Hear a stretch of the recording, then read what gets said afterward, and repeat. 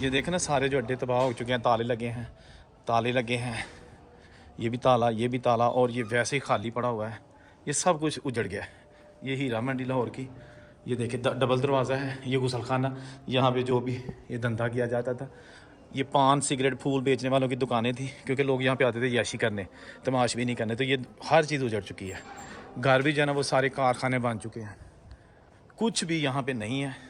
ये बिल्कुल ताज़ा तरीन नवंबर 2025 की आपको वीडियो दिखाई जा रही है बाज़ार हुसन लाहौर की, जहाँ टोटल ताले लगे हुए हैं।